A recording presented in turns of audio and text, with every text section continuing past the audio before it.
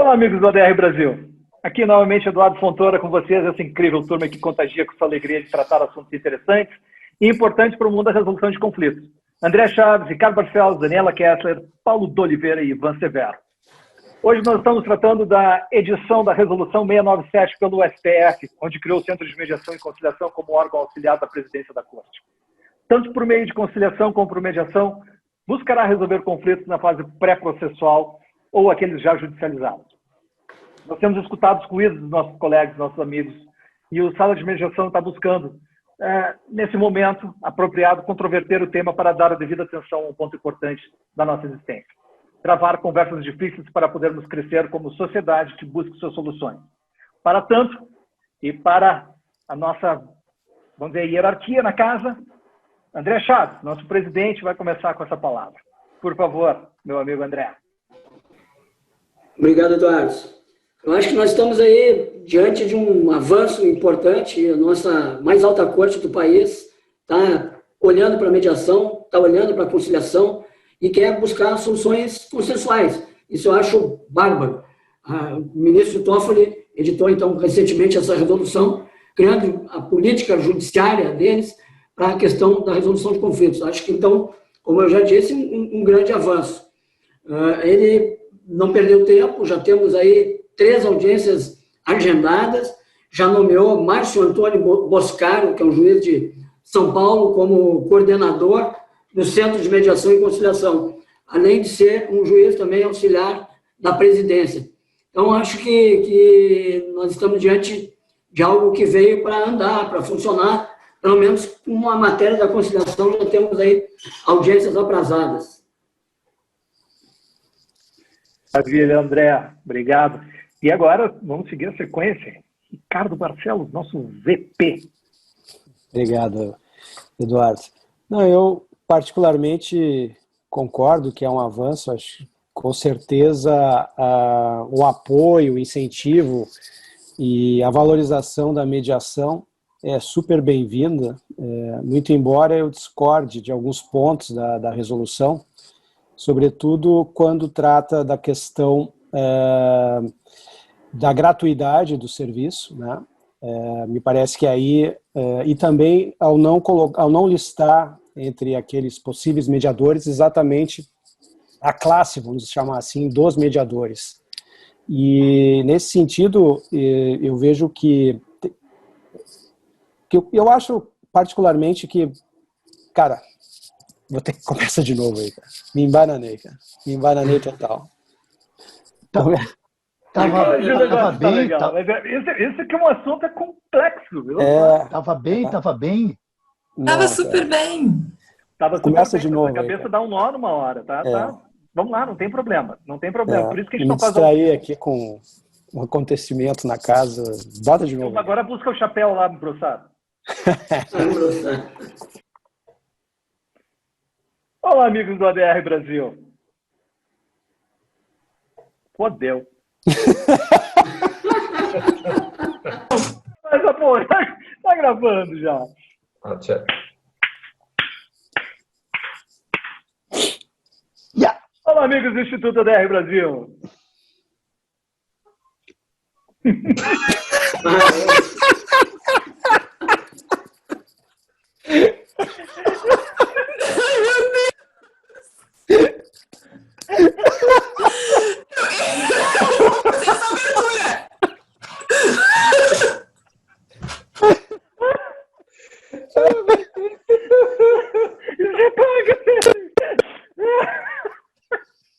Um pouquinho que eu vou ter que...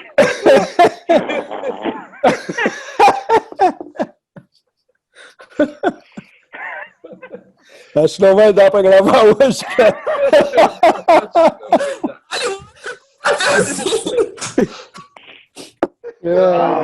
Vamos trocar. Ai, a pauta tá muito séria para o nosso estado de espírito hoje. Vamos falar de outra coisa. Olá, amigos do Instituto ADR Brasil. Aqui é Eduardo Fontoura novamente com vocês, essa incrível turma que contagia com sua alegria para tratar assuntos interessantes e importantes para o mundo da resolução de conflitos. André Chaves, Ricardo Barcelos, Daniela Kessler, Paulo D'Oliveira e Ivan Severo. Dessa feita, vamos a um tema que gerou polêmicas aos fazedores de paz. aos conciliadores e mediadores.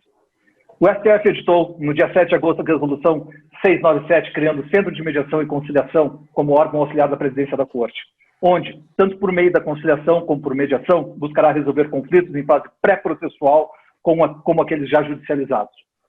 Tendo em vista um certo ruído existente que nós escutamos, o Instituto ADR Brasil se sente na necessidade de trazer para o nosso querido Sala de Mediação tratar desse assunto, porque nos parece apropriado controverter o tema para dar a devida atenção a um ponto importante da nossa existência, travar conversas difíceis para podermos crescer como sociedade que busque suas soluções.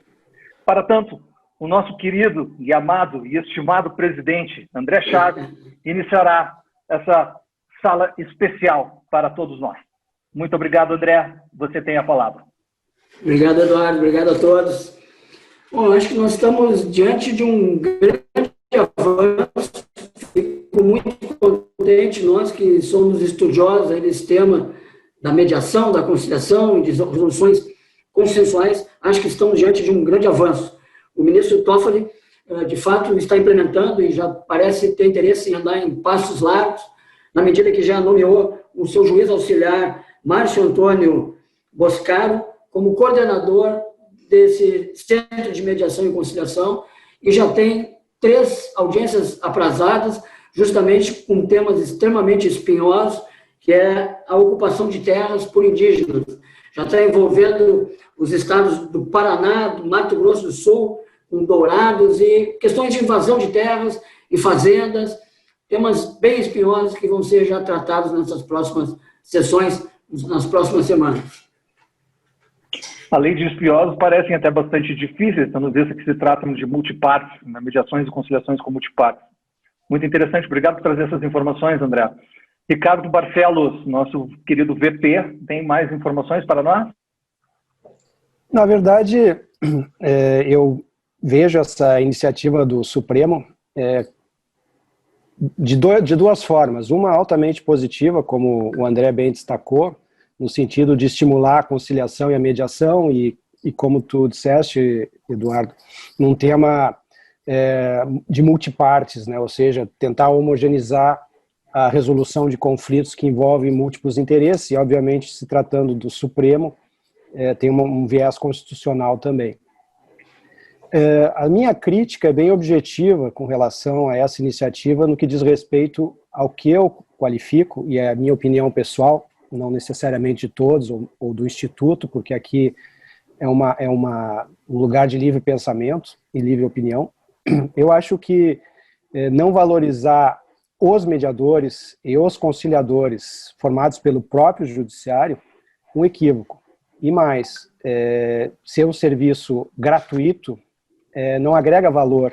E nesse sentido, eu acredito que passa uma mensagem equivocada e de certa forma, depreciativa para aqueles que estão investindo tempo e dinheiro na formação como mediadores, e não é uma tarefa fácil, é algo que realmente exige bastante aprofundamento teórico. Existem habilidades que não é um advogado ou mesmo um ministro, né, necessariamente possuem, né? Eu tenho aqui a experiência nos Estados Unidos, onde é um mercado de juízes aposentados que passam a fazer a mediação é super grande, e todos eles não saem da corte e vão direto fazer mediação. Tem toda uma curva de aprendizado. Então é nesse sentido, no sentido de valorizar aqueles que investem, de valorizar o conhecimento e não simplesmente decretar, né, através de uma resolução, que determinados profissionais podem realizar a mediação. É nesse sentido a minha crítica, muito embora eu deva reconhecer forçosamente que o judiciário é que fez com que a mediação acontecesse no Brasil.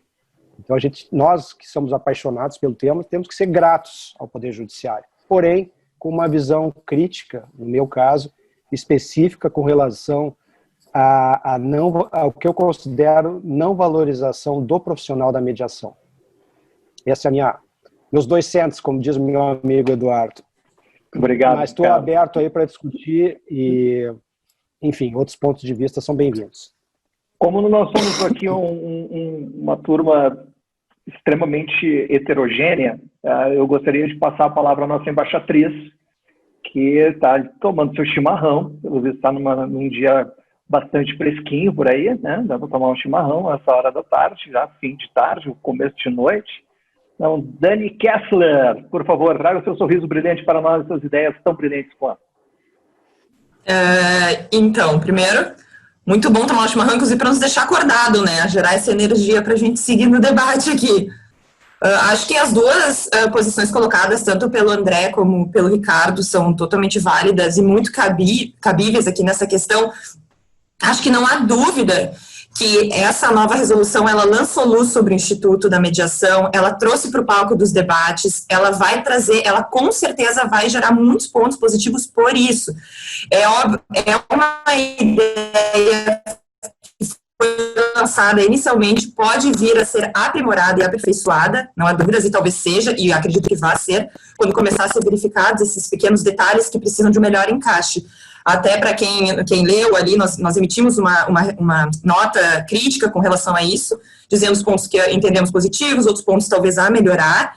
O que eu percebo da leitura é que existe talvez uma pequena confusão com relação, que me preocupa, com relação à mediação e à conciliação. Porque em muitos momentos eles falam de trazer a conciliação de acordo com o que está previsto no 125, inclusive nos considerandos, e não falam de mediação. Posteriormente, eles trazem a mediação em alguns artigos e depois já não trazem mais e só trazem a conciliação. Isso mostra que, efetivamente, não existe, talvez, ali um entendimento concreto que a gente vê muito comum na sociedade da diferenciação entre os institutos. É muito importante a gente entender essa diferenciação, muitas pessoas questionam dessa diferenciação, até porque existe, e cada um exige procedimentos diferentes dentro dele, existe qualificação diferente dentro deles, então acho que por aí já é algo verificável que talvez acabe, na medida que foi se desenvolvendo a resolução, trazendo esses pontos meio controversos. E a questão da remuneração, para mim, também acredito que pode vir a gerar algum tipo de desvalorização ou mesmo de incentivo, acima de tudo, ao estudo, incentivo à qualificação.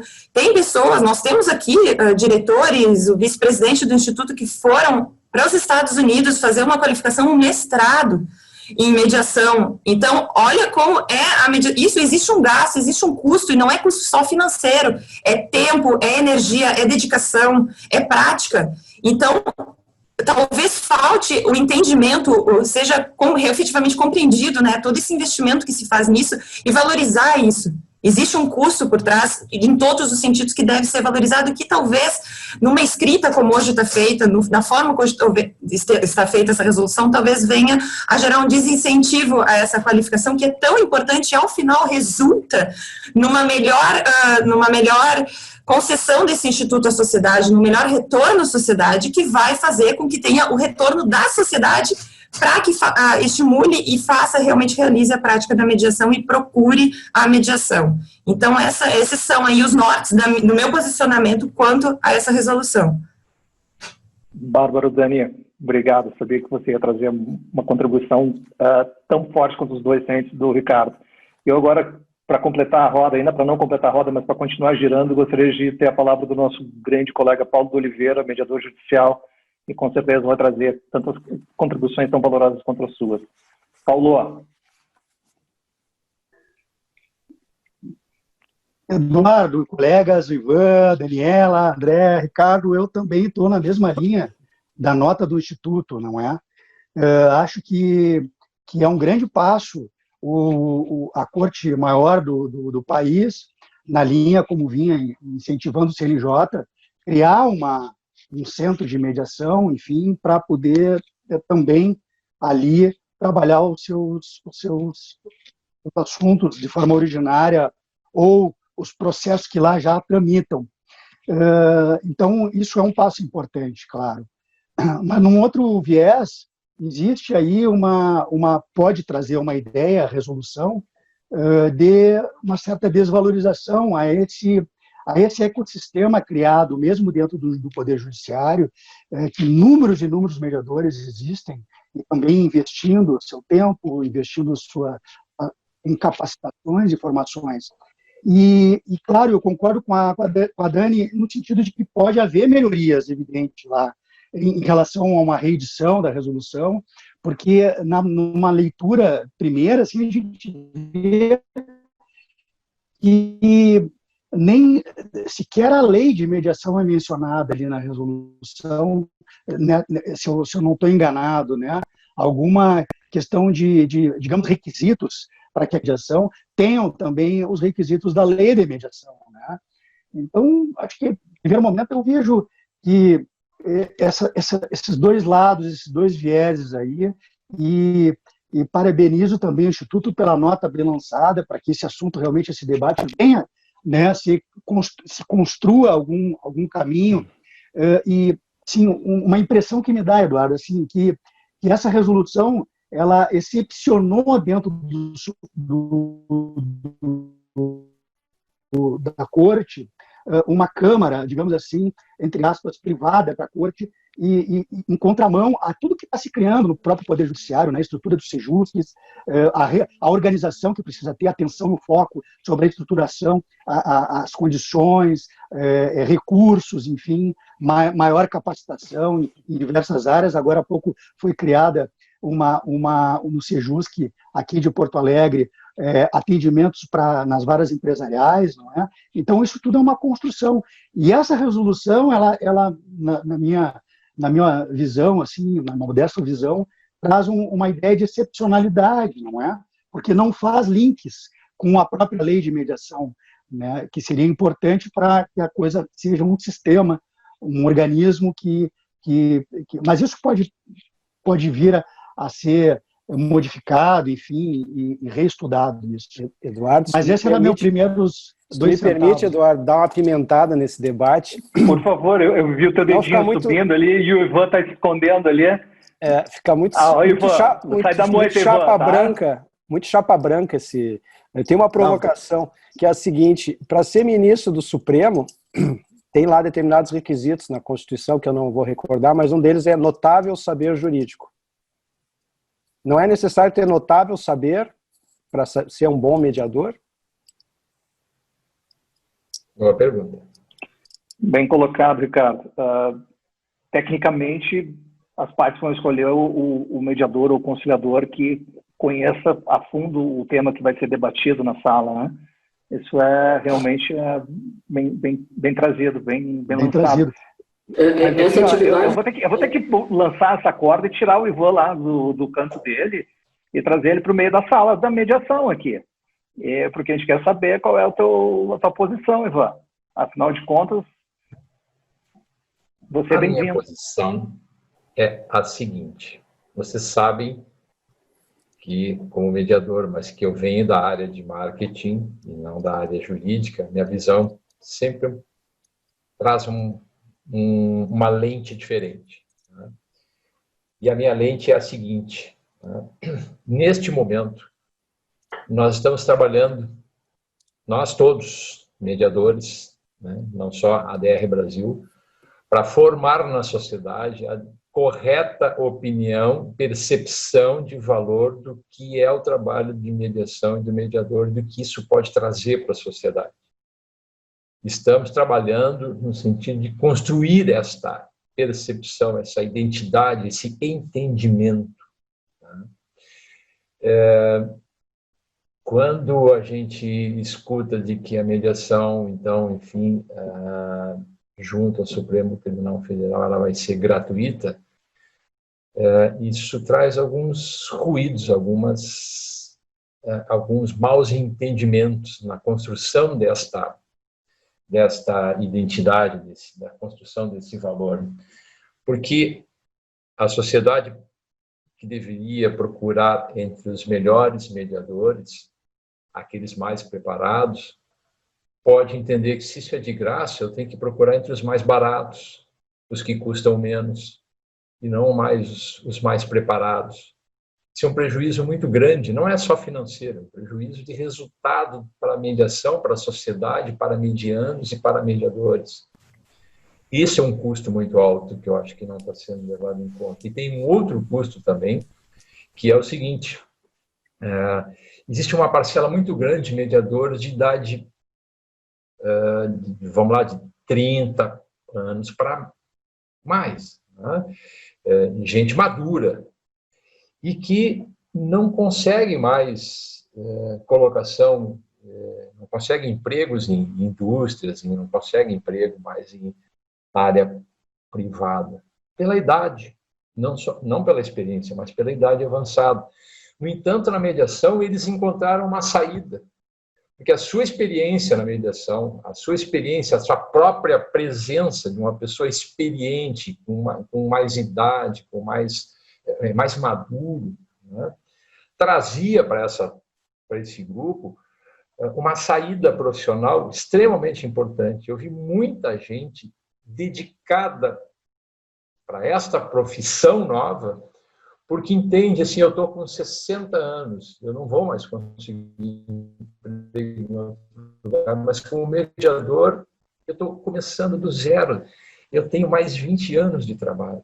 E para essa turma também pode isso soar como um balde de água fria, assim, como uma situação desanimadora, no mínimo, que vai colocar assim, cara, era a única saída que eu tinha, né? E agora eu talvez perca. Sabe, Ivan, eu vou pegar bem na questão que tu falou da qualidade, enfim, que tu pode depois vir atribuir o Instituto, o Instituto da Mediação, o que isso pode gerar, que parece dizer bem respeito a isso. Quem vai lá, se não é um profissional realmente que seja um mediador, que seja habilitado a fazer mediações e tenha cursos na área, enfim, conheça bem o Instituto da Mediação, ele vai lançar uma ideia equivocada sobre o que é a mediação. Ele não vai saber fazer uma mediação. Uma mediação não é só sentar numa sala e dizer vocês querem conciliar ou algo desse tipo. Então, que mensagem a gente está passando para a sociedade, né? Como é que a gente quer construir? Isso está vindo do órgão máximo. Como é que, de cima para baixo, então, o que a gente está trazendo para a sociedade? Que tipo de incentivos, que tipo de consequências isso vai trazer? Essas consequências são as consequências que a gente está esperando? É o que a gente quer ver? E fora isso, Ivan, tu não és advogado, tu não és servidor público, tu não é magistrado, tu é um baita mediador. E aí, tu não está abrangido ali. Por quê? Né? Esse tipo de questionamento a gente tem que fazer. Outra coisa com relação ao que tu falaste de novo, que eu até trouxe na minha fala, a gente está criando, né, a ideia, a identidade do Instituto da Mediação. E no momento que a própria resolução faz essa confusão de conciliação e mediação, que identidade é essa que a gente está criando? A sociedade em si já faz essa confusão, a gente sabe. E o que essa resolução auxilia nesse sentido? Não te retirando toda a validade dela, a importância dela, e tenho certeza que isso vai vir a ser ajustado ao longo da utilização e da percepção do que vai gerar. Mas olhem só, a primeira ideia que está vindo, né, isso me preocupa, efetivamente me preocupa. Mas, Dani, eu acho que existia a sensação, só para concluir, desculpa, André, é que realmente o passo é extremamente importante porque eles trazem à tona, eles reconhecem o valor, mas criar uma mensagem distorcida de que a gente começa... Mas vocês não acham que isso é típico do Brasil, né? Ou seja, de Brasília, né? Como é que é? Mais Brasil, menos Brasília, né?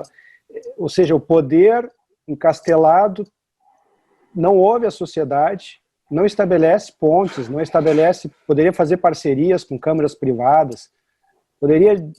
N soluções valorizando isso que a Dani diz, Ricardo, o papel do mediador. Vamos deixar a solução para o final. Bom, deixa o André falar e depois eu vou complementar uma questão aí de ser gratuito ou não ser gratuito. Mas, pessoal, eu acho que a gente está olhando aqui muito pelo viés da mediação. Na verdade, eles estão olhando os métodos consensuais, estão querendo buscar acordo de forma consensual. Nem tudo vai ser mediação. O que nós temos aprazados agora são audiências de conciliação presididas pelo juiz coordenador. Por enquanto, ainda não está interferindo. Eu acho que nós temos muita água para rolar, muito aperfeiçoamento deve acontecer. Uma coisa que eu percebo, assim, o Supremo Tribunal Federal não está adstrito às normas do CNJ, ele é supra. Eles estão criando uma forma que acham adequada. Eu percebo que eles não querem mediadores judiciais trabalhando lá, senão teria um tipo de aperfeiçoamento, alguma capacitação específica. Eu acho que eles estão olhando pelo viés das soluções consensuais. Isso é um avanço muito importante, até tanto em processos originários do Supremo Tribunal Federal, como aqueles que vão para lá em grau de recurso. Eu vejo isso como uma possibilidade de acordo, uma evolução muito importante. Eu acho que a gente não pode olhar isso apenas pelo viés do mediador judicial. Essa é a minha linha de pensamento. Eventualmente, pode ser que tenham mediadores judiciais que se destaquem, eles queiram avocar para esse trabalho, porque quando eles falam das pessoas que poderão executar esse trabalho, são pessoas que eles dizem, são ministros aposentados, advogados aposentados, tal. Tem uma gama de pessoas que eles vão buscar, de certa forma, uma conduta elevada, ou uma grande representação, ou, como a gente sempre bate nessa tecla, a importância da especialização, inclusive, para ajudar para o mediador ou para um conciliador entender o conflito com profundidade. Por exemplo, uma situação que estão hoje as 3 primeiras audiências são de questões de terras com índios. Não é uma situação simples de se resolver. Não acho que teríamos hoje um mediador pronto para largar lá e dar o melhor caminho, mas eu acho que podem se preparar, podem se especializar em fazer um bom trabalho. Essa é a minha sensação. Eu vejo como algo muito positivo, por mais que também tenha críticas. O meu é rápido, Ricardo, já só 2 observações. O artigo 168 do Código de Processo Civil é bem claro quando fala em mediador e conciliador. Ele traz exatamente para a esfera privada a possibilidade disso ser construído, não é?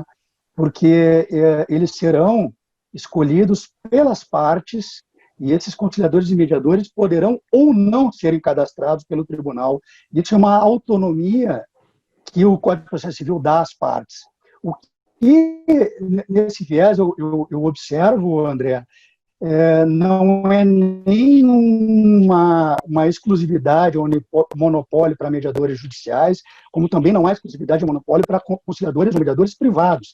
O que me causa espécie é a resolução em si, né, que ela, sendo emitida por um órgão de reputação, ou seja, a corte máxima do país, ela poderia trazer, sim, alguns conceitos, alguma elaboração que traga com mais clareza isso que a Dani estava comentando, né? Inclusive entre conciliação e mediação, que são coisas completamente opostas. Então, assim, claro, pegando num arremedo, é muito positivo isso que o Tribunal Supremo, o Tribunal Federal, ele busca alternativas até pela sua demanda, grande demanda. Mas a minha observação seria essa, aí que vem a pergunta, a indagação, né? No momento que o Tribunal Supremo faz uma Câmara própria, né, um centro próprio de métodos alternativos às suas causas originárias, né, tanto pré-processual quanto processual, e convida pessoas que possam lá exercer essa atividade, né, com 10, 15, 20 mediações de um aposentado, né, não querendo, evidentemente, desrespeitar a carreira que essa pessoa teve, né, a reputação que essa pessoa teve, mas ela fazendo lá dentro do tribunal 10, 15, 25 mediações ou conciliações, ela vem para o mercado de uma maneira muito, muito, muito capacitada, né? Ela se apresenta, isso aí é uma questão de comunicação até, ela vai se apresentar como uma pessoa lá no tribunal que conhece como funciona a Câmara lá no tribunal, né? Então, bom, isso é uma pergunta que eu faço. Não traria essa consequência? E a segunda pergunta que eu faço, em relação ao próprio CPC, já que as partes têm o poder dessa escolha, de poder escolher os mediadores, independentemente de ser cadastrado ou não, e a pergunta é a seguinte: será que o tribunal não confundiu o princípio da voluntariedade, no sentido de que voluntariedade, o que é voluntário não quer dizer que seja gratuito, né? Eu acho que são essas ponderações que a gente traz, né? Obviamente, todo mundo é favorável que a mediação cresça e que ela seja reconhecida, e isso sempre houve da parte do Poder Judiciário. Mas, assim, eu vejo, assim, muito negativamente algumas posições no sentido de que a sociedade não é escutada, né? Ou seja, não existe uma participação pelo menos eu não tenho conhecimento que tenha havido, e no sentido de construir algo que realmente atenda aos princípios legais, atenda ao interesse da sociedade e prestigie também os próprios mediadores que investiram na carreira. Eu volto a insistir, o fato de ser advogado e ser ou ministro aposentado por si só não qualifica a pessoa como um bom mediador. Nem o fato de ter feito um curso específico de mediação também é capaz de garantir o sucesso, mas o reconhecimento, né, o apoio ou o estímulo para que isso se crie como uma atividade onde se invista, isso requer que haja o reconhecimento desse valor que os mediadores podem trazer num ambiente de negociação.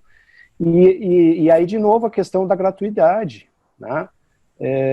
Não existe nada grátis no Brasil e em nenhum outro lugar do mundo. Isso tem um custo para a sociedade. Então, e demais, do ponto de vista psicológico, eu estava lendo aqui um artigo do Ombudsman das Nações Unidas, Giuseppe De Paolo, que ele mesmo, defendendo a obrigatoriedade da mediação como uma ferramenta para fazer com que haja uma mudança de cultura, um exemplo que aconteceu, segundo ele, positivamente na Itália, que pode ser um tema para um outro sala de mediação, ele mesmo reconhece que a mediação não pode ser gratuita, porque tudo que é gratuito não gera comprometimento, ao fim e ao cabo. Essa é a posição que ele coloca. Ou seja, se é gratuito, tá bom, se eu for, se eu não for, se a mediação acontecer ou não acontecer, tanto faz, né? Então, eu acho que essa questão da valorização, de colocar preço nas coisas, tem também esse componente educativo, e não só com diz respeito à valorização da profissão, mas também para que as partes enxerguem valor e consigam mensurar o ganho que elas têm em dar início a uma mediação ou uma conciliação. Então, eu de novo, e acho também, André, discordo um pouco de ti nesse sentido, eu acho que tem mediadores qualificados para atender qualquer tipo de conflito multidisciplinar, multipartes, tem gente qualificada já no mercado para atender esse tipo de caso. Sabe o que me preocupa mais, assim, com relação a esse artigo 7º, por exemplo, é a taxatividade desse rol que está ali. Então, que traga habilidades que precisam ser, que essas pessoas precisam ter, né, que esses profissionais precisam ter, tanto tempo de curso, como a gente vê na lei, como a gente vê no código, não um rol taxativo, né, o que estabelece, qual é o critério usado nesse rol taxativo que foi posto ali nesse artigo 7º. E isso, oi? Se me permite, se a gente pegar o 10 Top Mediators no Brasil, onde estão os leading, que eu não vou citar os nomes, porque eu não quero fazer propaganda aqui, ninguém dos excellence, eles não fecham nas primeiras letras, eles vão cair lá para baixo nos advogados. Ou seja, entrando nessa sua lista de taxatividade, os mediadores que hoje no Brasil estão realmente fazendo as mudanças, esses turning points, eles entram na última linha lá embaixo. Então, evidentemente aqui, nossos espectadores e ouvintes, nós estamos querendo trazer aqui o debate para mostrar que nós, como sociedade, deveríamos ser escutados e não vir de cima para baixo, como o Ricardo falou, mais Brasil e menos Brasília. Nós temos que capilarizar essas ideias. E eu gosto da frase, tá? Só, ponto. Não quem está por trás da frase, só para deixar claro. A ideia, vamos dizer assim, a ideia é excelente. É isso que nós estamos fazendo aqui, debatendo ideias. E como todos que estão nos escutando já estão vendo aqui, o assunto não é unânime dentro da sala de mediação. E debatendo entre nós queremos também fazer com que essa comissão se capilarize pelo país afora e que depois que chegue ao Planalto Central, e que para eles também venham escutar a todos, não o Instituto ADR, porque nós não somos os donos da verdade, mas nós sabemos que a verdade, existem sempre dois lados e a verdade. Deixa eu fazer uma colocação. Não, e nós somos 6 cabeças, e a verdade. 6 cabeças, 6 mediadores pensando, né? Então, no fim, André, deixa eu até fazer uma consideração rapidinho sobre uma coisa que tu falou, para eu só terminar o que eu vinha dizendo. Você falou uma coisa muito interessante com relação a essa resolução. Disseste que agora eles estão fazendo mais conciliações, que de repente o que eles querem mesmo é conciliação. Pois é, mas não está dito aqui. Essa é a questão. Então, não tem problema, só esclarece, então, que é a conciliação. Esclarece que para a conciliação são tal, para a mediação. Esse é o problema. Tem que estar esclarecido. Não adianta a gente deduzir, né, que é uma coisa ou é outra. A importância, porque são institutos completamente diferentes. São consensuais? São. Efetivamente, assim como a gente fazer uma relação de arbitragem com o judicial. São institutos diferentes. Ô, Daniel, eu acho que estão dando bastante poder para o juiz, coordenador, ele vai ter um poder discricionário da escolha das pessoas, e talvez por trás disso os ministros não queiram que qualquer pessoa vá ao Supremo fazer um trabalho de conciliação, de mediação, tem que passar num crivo. Eu não estou sendo a favor ou contra, eu estou procurando fazer uma fotografia da situação posta na resolução. A gente percebe que o quê? Então agora o coordenador é que vai fazer esse crivo, tanto dos processos, assim como o Paulo também fez mediação judicial, essa formação, e uma das críticas colegas, que tinha é que vários processos lá chegavam, não estavam prontos para mediação, não houve um crivo no cartório. Mas esse crivo é só daquelas pessoas ali? É só do advogado, do servidor? Eles poderiam fazer esse crivo com profissionais de outras áreas. É isso que eu digo. Isso. Estamos entrando numa seara que eu gostaria de entrar, porque nós estamos entrando no último terço do nossa sala de mediação. E o Ricardo já veio entrando com soluções. Ou seja, quando nós entramos num processo de crítica, e a crítica não é negativa aqui, por favor, não nos interpretem mal, é para nós debatermos. Nós não vamos chegar simplesmente a criticar, nós vamos trazer soluções, ou pelo menos apontar para caminhos onde nós podemos encontrar soluções. E aí eu gostaria de, como nós estamos entrando no último terço do nosso programa, de começar a trabalhar Deixa eu então ajudar nessa linha aí. Deixa eu ajudar nessa linha para dizer o que não é solução.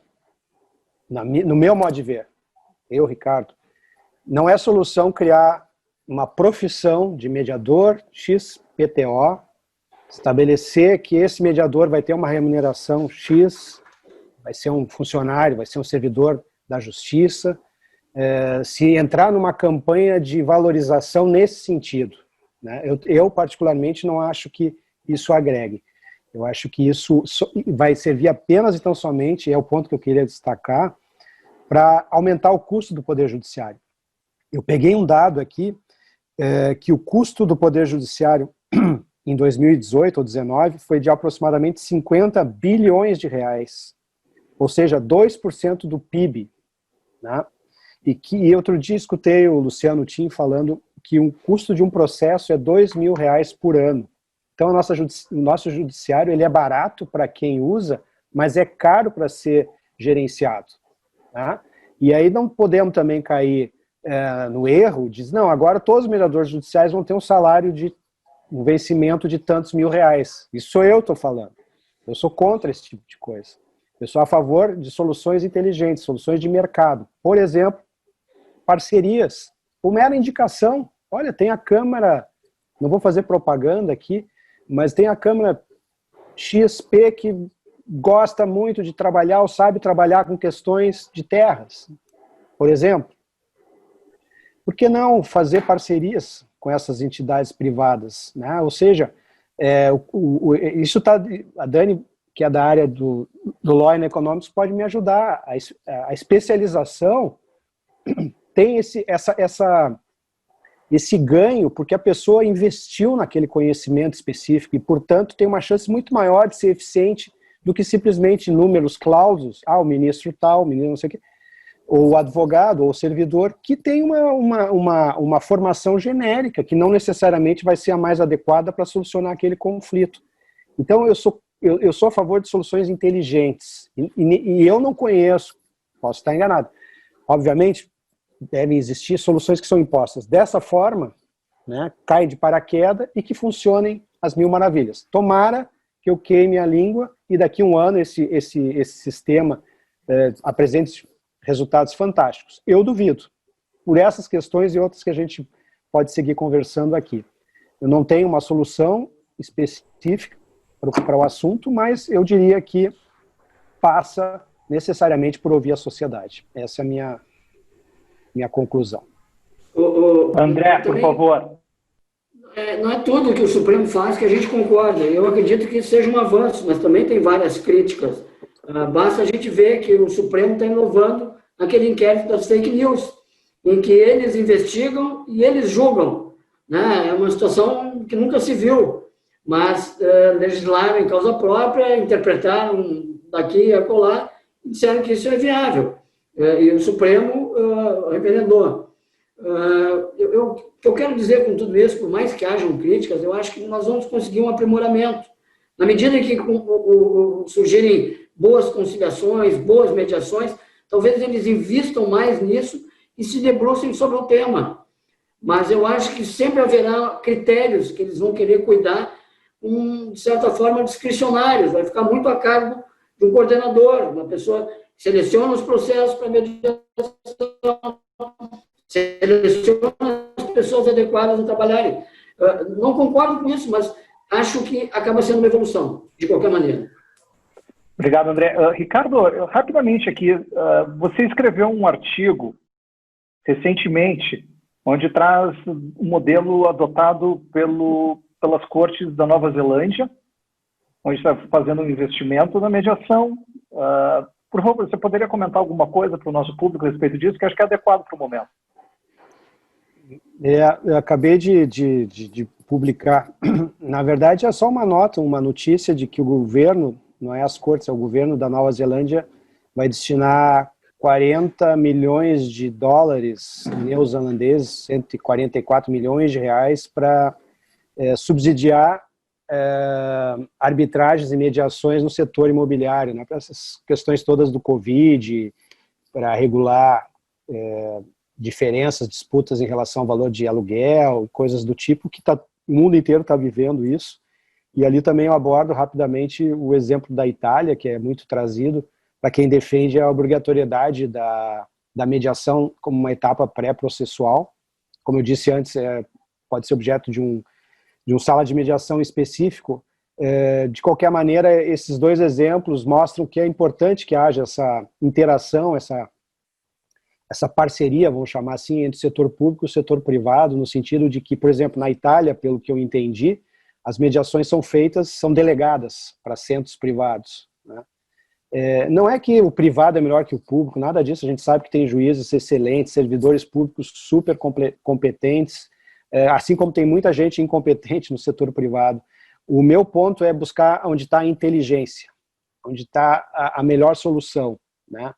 E nesse sentido, ouvir a sociedade e buscar formas, eventualmente, de criar subsídios que estimulem a prática da mediação, que ainda é bastante desacreditada no Brasil. Então, é um exemplo, eu não conheço em detalhes, mas mostra bem que é possível, né, essa parceria entre o público e o privado, e eu acredito muito nisso, e o exemplo aqui dos Estados Unidos vai muito nessa linha, ou seja, o desenvolvimento da mediação, sobretudo empresarial, ela se deu numa comunhão de esforços do Poder Judiciário, da versão da OAB daqui, dos grandes escritórios, das empresas, enfim, uma grande conscientização de que o custo do judiciário, a demora das soluções através da jurisdição é incalculável, né? E, portanto, tem que se buscar soluções mais inteligentes, mais eficientes, e aí a gente entra naquele discurso da mediação, na mediação privada, e por aí a gente pode caminhar. Então, acho bem legal esses debates que a gente faz, exatamente para promover ideias, conceitos, e a gente sempre buscar o melhor para o nosso país e para os jurisdicionados. É isso aí, cara. Por isso que eu pedi para você trazer essa ideia da Nova Zelândia e da Itália, porque como nós temos o direito comparado como uma base para se alinhar com o que está acontecendo no mundo e trazer para dentro de casa, essas comparações do que está acontecendo fora do país também pode trazer conversas para dentro da sala para podermos termos novas ideias e trazermos soluções. Ou seja, o judiciário por si só acabou deixando a mediação como um instituto público e, na verdade, deveria ser até, talvez privado, porque pela voluntariedade das partes em buscarem a solução, talvez é o começo de uma estrada aqui que nós devemos dialogar a respeito disso. Pessoal, do adiantado da hora, vamos fazer aquela roda final para todo mundo dar os seus 2 cents aí de ideias. Rapidamente, eu queria colocar duas observações em relação a PPPs, né? É importante essa ideia que o nosso vice-presidente trouxe na área da mediação, e eu também traria aí para uma questão de opções, não é? Porque também outros poderes, né, como o legislativo e o executivo, também não entram nesse debate, nessa discussão, e também proporcionam com PPPs, né, soluções alternativas aí para a resolução dos conflitos. Soube que uma prefeitura do interior do Rio de Janeiro também já investiu nisso, criou uma câmara de mediação, mas aí, claro, na área do executivo, e é mais uma alternativa também a ser criada. Em relação a essa resolução, que eu quero de novo dizer que foi muito, muito bacana ter apoiado essa nota que o Instituto criou aí, e lançou, coisas assim como, me lembro, né, não há café de graça, né, então volta aquela ideia de que trabalho de mediação ou de conciliação voluntário dentro da Suprema Corte não é uma coisa que me conforta, né, porque a gente fica se questionando, porque gratuito. Eu, claro, fiz a provocação, se não há uma confusão aí entre o princípio da voluntariedade, né? O trabalho de mediação, ele não é voluntário, ele tem um princípio que é da voluntariedade. E a outra ideia que eu trago, assim, para encerrar e cumprimentar todos, é que eu planto limão, eu não vou colher laranja. Então, eu acho que essa resolução aí, ela precisa ser retomada nas suas questões, entre trazer a lei de mediação para a resolução, enfim. Valeu, obrigado, um abraço. Grande, Paulo. Vai lá, Dani, embaixatriz. Me lembrei agora do que o Paulo falou, que a gente fala muito em análise econômica, não há almoço grátis, alguém sempre paga a conta. Então, isso é princípio básico. Alguém está pagando essa conta e, então, a gente tem que pensar sobre isso quando a gente coloca alguma coisa sem remuneração e nesse sentido, assim, alguém vai pagar a conta. Quem será que está pagando essa conta, né? E fora isso, agora, em termos de solução, eu acho que seria importante, de repente, maior conversa. Eu não digo conversa só com a sociedade, conversa só com o privado, conversa com a lei, conversa com o que a gente já tem previsto, né, com o que já está aí, já existe uma resolução 125, já existe uma lei de mediação, já existe uma previsão no Código de Processo. Vamos conversar, né, a roda não precisa ser reinventada, não é do zero, já existe de onde partir.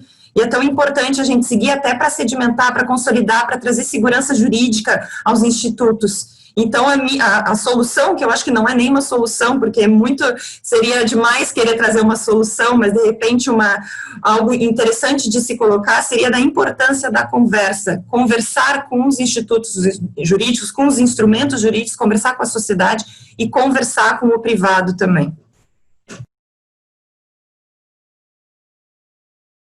Ivan, como sempre na moita, traz essa perspectiva de uma ótica diferenciada para nós. Destrava o teu microfone. Tá sem microfone. Vou fazer leitura, ele não fica na moita, ele disse. Eu escutei. Eu não fico na moita. Hoje eu estou um pouco mais cauteloso nas minhas observações. Né?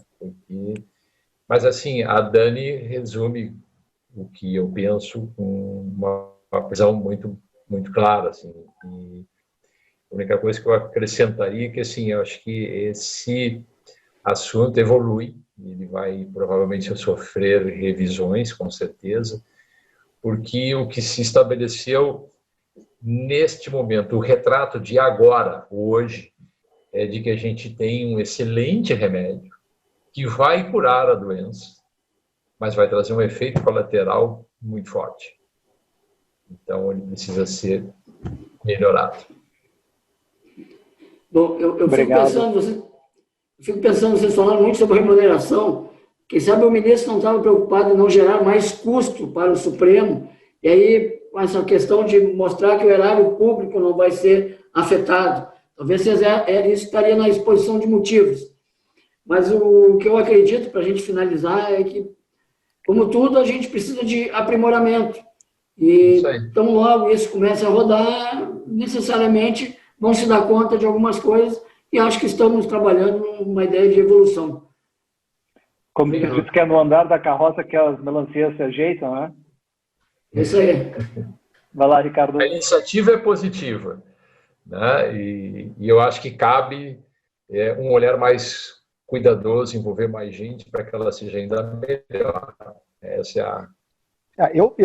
Eu sonho com um tempo em que a mediação passe a ser algo padrão, passa a ser uma referência para os advogados, assim como entrar com uma ação judicial, buscar um mediador que parece mais adequado, conversar com a outra parte, abrir um diálogo, abrir uma conversa, abrir uma negociação, e não simplesmente direcionar tudo para o judiciário. Eu falei lá atrás sobre o custo do Poder Judiciário, eu poderia falar sobre o número de processos tramitando, sobre o número de advogados formados no Brasil, sobre o programa das universidades que não contemplam de uma forma mais consistente esses programas de resolução de conflitos não adversariais. Então, são essas políticas que eu acho que o Estado deveria buscar, de conscientização, de educação, poderia se tratar de mediação em escolas públicas, que é o mal do Brasil. O Brasil trata o efeito e não a causa, né? E a causa aqui da infinidade de conflitos, uma delas é o não conhecimento dessa ferramenta, que é a negociação, que é o diálogo, e existe um cabedal de ferramentas que podem ser usadas nesse sentido. Então, eu não gosto de soluções assim pontuais, né, para apagar incêndio, né, porque muitas vezes elas não são as mais adequadas. Eu gostaria que as autoridades públicas no Brasil, de uma forma em geral, estivessem olhando lá na origem do problema e não lá em cima, quando o caso chega na Suprema Corte, já tendo tramitado, provavelmente, durante muitos e muitos anos, e as partes, eventualmente, não estejam mais nem vivas para ver a solução dessa mediação ou dessa conciliação. Então, a mensagem que eu quero deixar é essa. Vamos olhar na base, vamos olhar para a educação e vamos pensar menos em soluções mirabolantes. Obrigado. Obrigado, Ricardo. Debate hoje. Faço minhas palavras e acredito que todos estão assinando as palavras de todo mundo aqui. O que interessa é o debate. É importante isso. E, amigos do ADR Brasil, muito obrigado pela persistência de vocês em estarem conosco até esse momento, mas nós só estamos aqui por causa de vocês. Muito obrigado, uma boa noite. Esperamos vê-los na semana que vem.